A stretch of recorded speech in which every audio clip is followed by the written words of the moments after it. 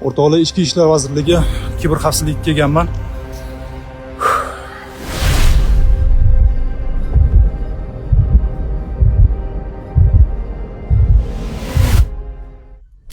Maqsudbek, nima uchun kelganimni yaxshi bilasiz. Bu firibgarlar meni yuzimni, qiyofamni hammasini o'zlarini shu maqsadlarda ishlab tashyapti. Mana shu yerga keldi.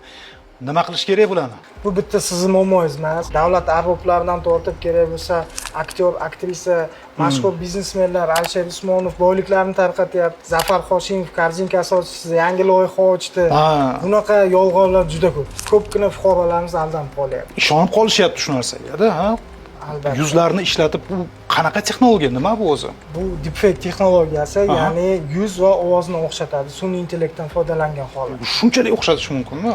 Albatta, oddiy avvallari buni farqlash mumkin edi. Hozirgi kunda bu mukammallashdi va xohlagan inson xohlagan qiyofasiga kirish mumkin. Misol uchun mana.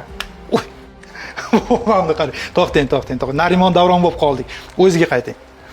Xo'sh, sizlar nima qilyapsizlar bunga qarshi?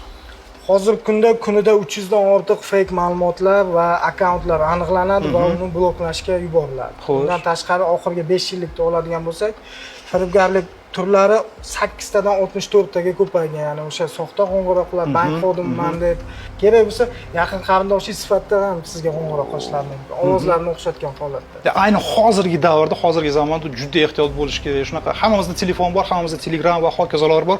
O'shandan kelgan ma'lumotlarni tekshirish kerak, to'g'rimi? Asosiy 3 ta qoida bor. Bu birinchisi, har qanday ma'lumotni rasmiyligini tekshiring.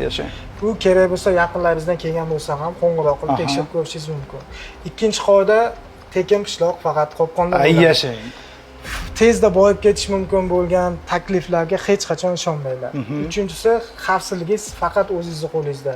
Har doim Telegram, Instagram yoki boshqa ijtimoiy tarmoq akkauntlaringizga ikki tomonlama himoya tizimini o'rnatib qo'yinglar. Mana shuncha sonli ishlashyapti, butun bir jamoa, departamentda o'zi. Avvalo biz o'zimizga ehtiyot bo'lishimiz kerak. Keladigan bir ma'lumotni, kelgan narsalarni har doim tekshirishimiz kerak, o'rtoqlar. Maqsudbek, kattakon rahmat, hamkorlikda bo'lib turamiz. Salomat bo'ling. Kuch-quvvat sizga.